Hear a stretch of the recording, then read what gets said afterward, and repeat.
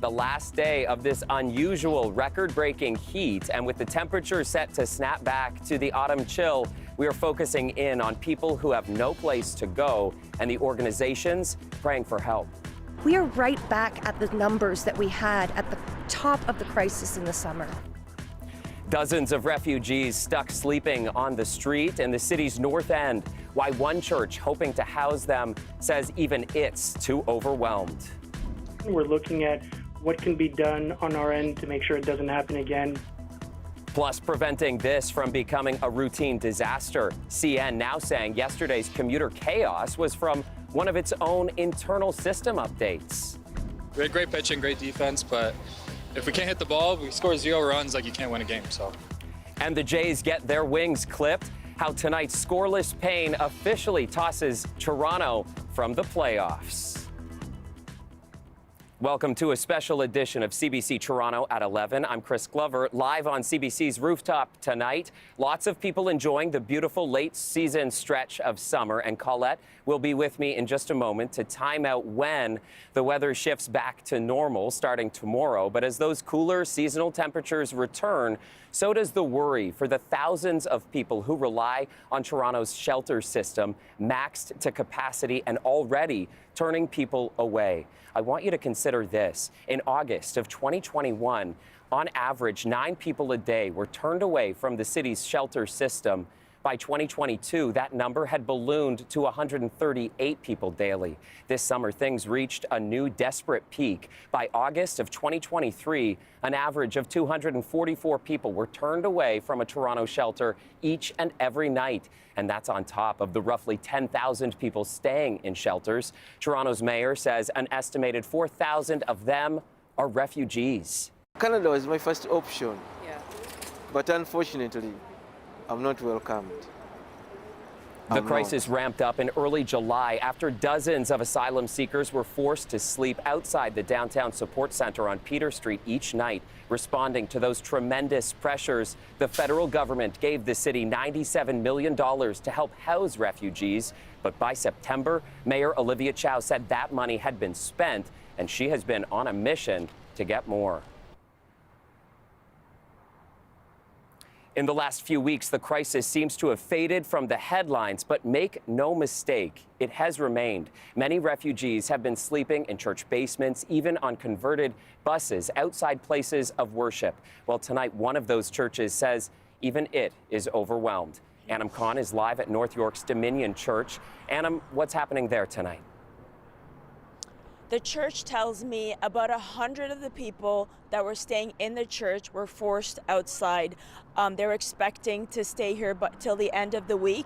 But what happened was they were sleeping on chairs in the banquet hall, and now the landlord wants his space back. So they forced out their suitcases and all their luggage. What's been happening now in the last hour is cars are coming. There's a lot of outreach workers trying to get them to other churches across Toronto. There's some that have gone to Miracle Arena, but you can see just over here, there's suitcases and there's garbage bags. People have been staying here from days to weeks, and they're just completely stranded. Since the summer, Dominion Church has been housing hundreds of asylum seekers who couldn't access the city's overburdened shelter system. But today, the church says it had to kick out about 100 asylum seekers and their belongings. I was just moving from different shelters to the other, but I was not able to go in one specifically until I came here. For weeks now, the church has been giving shelter to refugee claimants from several African countries, including Uganda and Nigeria. Roughly 150 have been living in the church, many sleeping on cots with little to no space in between. Last night, about 100 people were sleeping on banquet hall chairs. Tonight, they've been told they have to go. These people have been sleeping in the banquet hall, which we had hijacked from our landlord. It wasn't supposed to be a sleeping zone.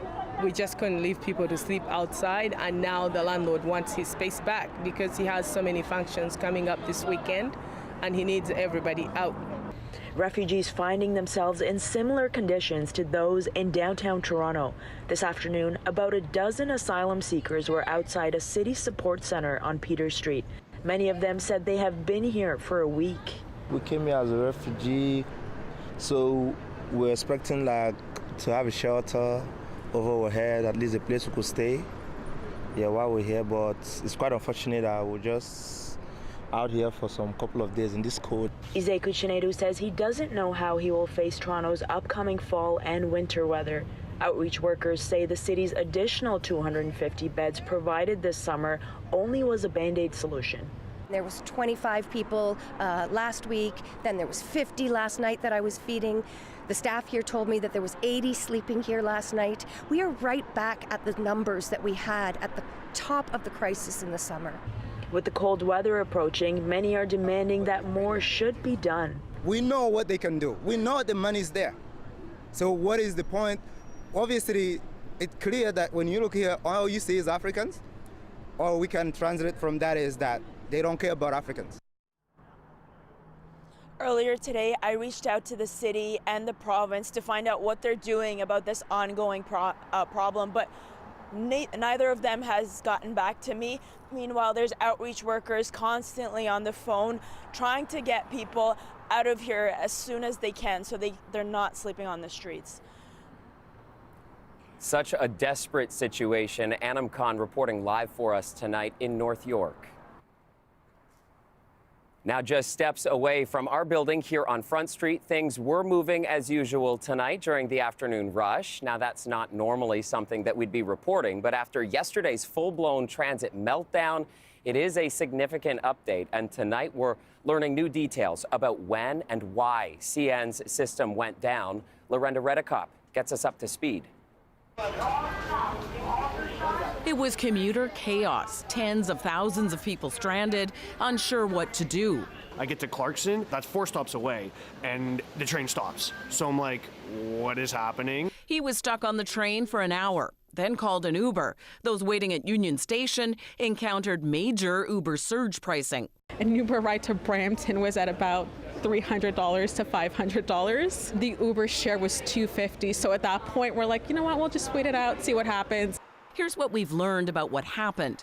1:53 p.m., Metrolink says a CN network failure is affecting all GO and UP Express trains. At 3:57 p.m., CN issues a statement pinning the problem on an internet connectivity issue. 4:35 p.m., Metrolink says it's slowly resuming service, but trains are only running every half hour and are packed. Finally, at 8:11 p.m., CN says internet connectivity has been restored, with GO and VIA resuming normal movements. Today, CN tells us its system went down more than an hour earlier, at around 12:30. 3 hours later, it took over dispatching trains from Metrolinx until 5:55 p.m. CN says it was a routine system update, not a security incident. It apologizes and says it's investigating. We're looking at what can be done on our end to make sure it doesn't happen again directly with our IT systems. And we're also going to be working with Metrolinx to ensure that they have full independent capability to dispatch their own trains. It has some comparing the failure to the Rogers cell phone outage. Speaking on Metro Morning, one professor says with increased centralization, when a problem happens, the impact is way worse. We may need increased government support and involvement to ensure that there's a plan for these companies, that when they fail over, that the service can provide it some other way. CN says GO Transit doesn't have its own dispatching system. It uses CN's. The rail company will have meetings with Metrolinx to ensure there are redundancies in place. So hopefully a stoppage this big won't happen again. Lorenda Redekop, CBC News, Toronto.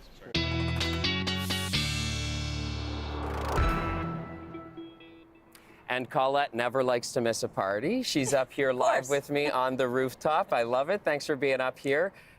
So I keep on saying throughout the show how we're having this summer-like temperatures, but we didn't even get this weather in August. Yeah, it's been warmer than it was in August. I know. Had you told me I'd be standing up here in October? No way. No, actually, if you just told me I'd be standing up here, I probably would have said, I don't know. But we're safe. We're safe. We're good. Just some incredible numbers. If we take a look at some of the temperatures from today, we can kind of start off with some of those daytime highs. And, you know, it's been interesting because, sure, we've had more records broken and certainly warm enough in Toronto at 28. But looking at Eastern Ontario again today, really the warmer spot there, Petawawa and over towards Ottawa. And even at this hour, those current temperatures, we're 20 degrees. We still have humidex values to talk about.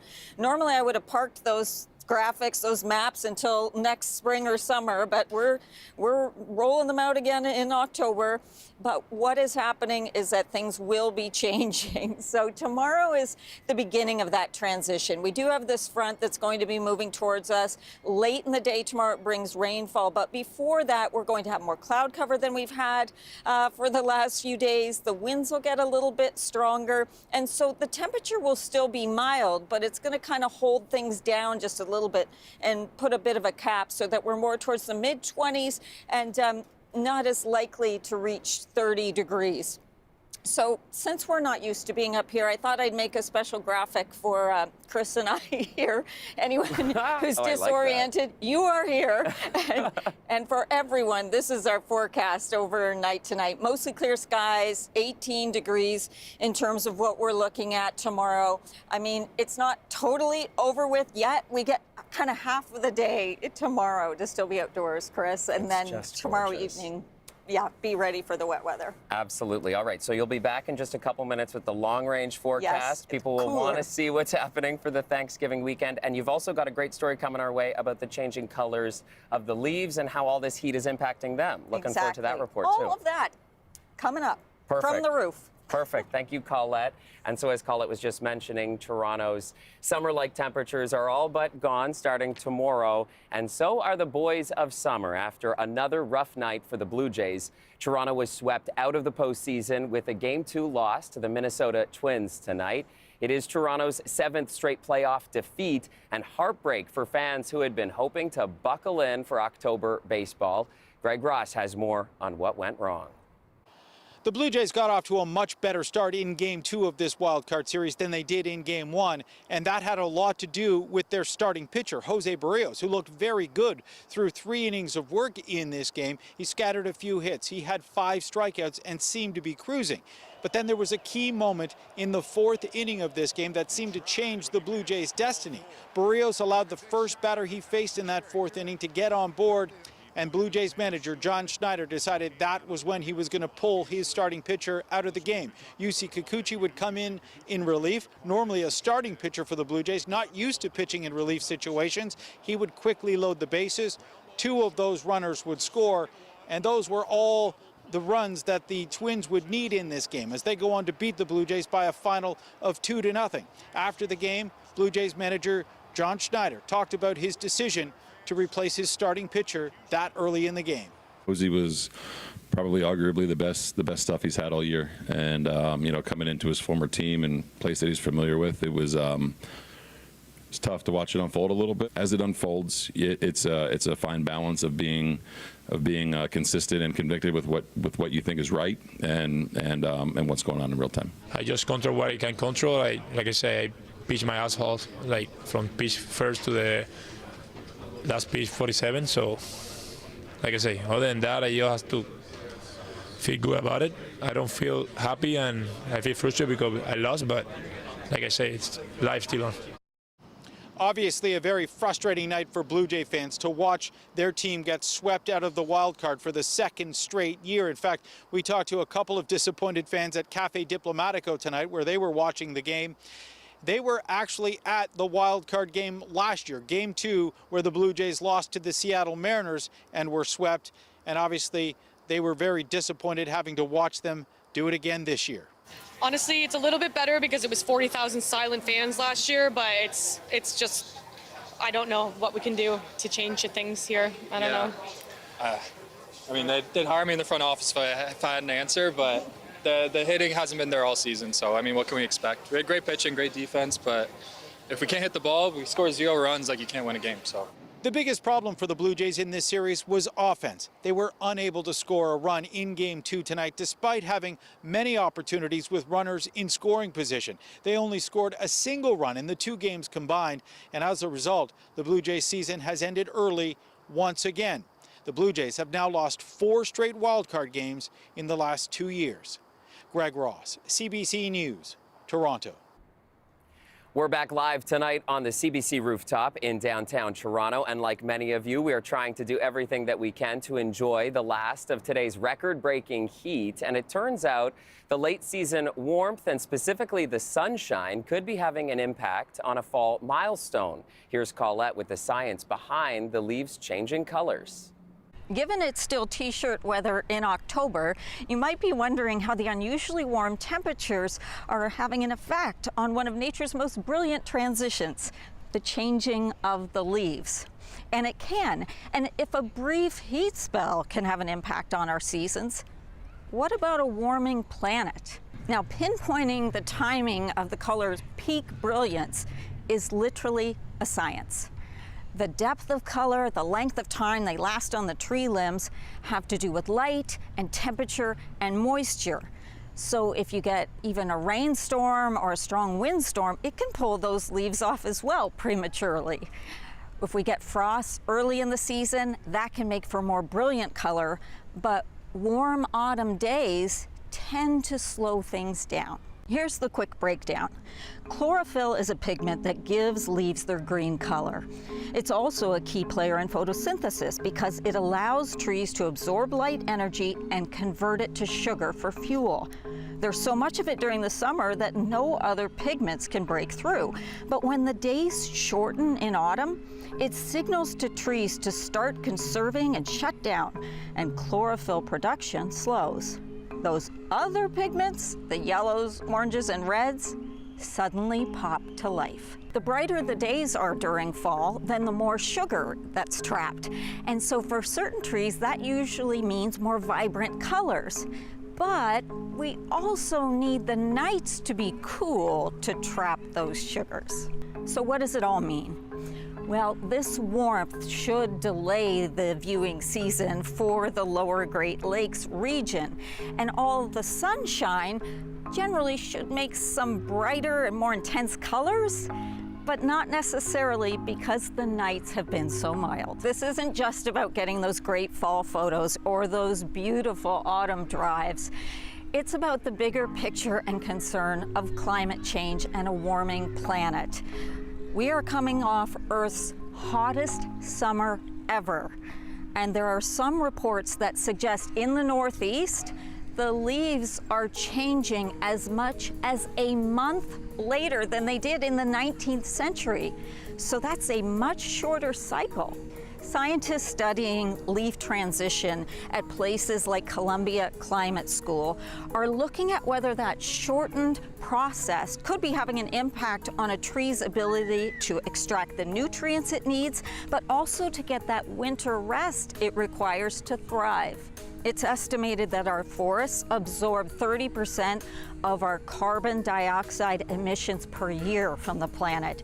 So having healthy trees and healthy forests are very important to a warming planet. Okay, I have always wondered so much about these leaves, and now you've filled me in so much. And I think that with all this sunshine, we are going to have even brighter leaves this year, right? Yeah, that's kind of the hope for the lower Great Lakes area, that we've got more of that sugar trapped, right, because of that. We'll see how it all balances out, because these mild nights, they also kind of work against that. So, right. Yes. But they are numbered now. We're going to have different nights in the days ahead? Exactly. So let's just take a look at that, because the numbers that we're seeing right now with our current temperatures, I mean, this is more like what we would be seeing for daytime highs at this time of year. In fact, ahead of the game. A normal high for Toronto at this time of year is about 16. We are currently at 20 degrees after 11 o'clock. And then let's add to that we have a humidex value to talk about. So it feels like 27 in Toronto, Mississauga as well, Hamilton 25, how about 23 in Markham right now? But you can see I put the cold front on this, and I think you can understand why it is where it is over Lake Superior. Behind that cooler air, that's what's going to move towards us. So that's one thing that'll be happening. But we're also going to be getting into a pattern where we have an upper low, a trough that sits over us for a few days. So we'll have unsettled weather, it'll kind of stick around the way that this lovely ridge of high pressure has stuck around for several days. So as we roll this forward, what do we get into tomorrow? We definitely see increasing cloudiness. The daytime, most of the daytime hours stay drier, but not for southwestern Ontario. And the evening into the GTA, we will have not only some rain showers pushing in, but the risk of some thunderstorms in here too, because of the contrast we'll be seeing between this warmth and humidity and then the somewhat cooler air that moves in. It'll be gradual, but by the time we kind of push into the Thanksgiving weekend, you're definitely going to be feeling that difference. So tomorrow's still 26. Still some humidity, but into Friday, okay, temperatures closer to seasonal, closer to where they should be for this time of year. Saturday, it's not just the daytime highs. You're probably noticing what's happening to those overnight lows as well. They're going to snap back closer to seasonal. And I guess if there's anything I'd like to say about this 5-day forecast is that, all right, not constant rain through the whole period. And sometimes you look at those icons and that's what people are like, oh my goodness. But that chance of having kind of waves or bits of showers moving through off and on. And that's just the kind of unsettled pattern we're going into. But I think, we've had a pretty good run, Chris. No kidding. Typical October weather is returning to us by this weekend. Yes, it is. So I hope everyone's enjoyed it. And at least half of tomorrow you can enjoy too. I've sure enjoyed it. All right. Thank you, Colleen. Finally, for us tonight, the Argos celebrated their 150th anniversary today with a flag-raising ceremony. The reason we've been around for 150 years is because of our fans. And so today, when we say happy birthday, Toronto Argonauts, we celebrate every fan that has been in attendance, that's watched us on TV, that has read an article, that has rooted for us in any way. Our fans are the tangible difference. Current and former Argos players joined Mayor Olivia Chow at City Hall for the ceremony, and the Toronto Argonauts were founded on this day way back in 1873. And that's our show for you tonight. Thank you so much for joining us live from the rooftop. This was fun. It was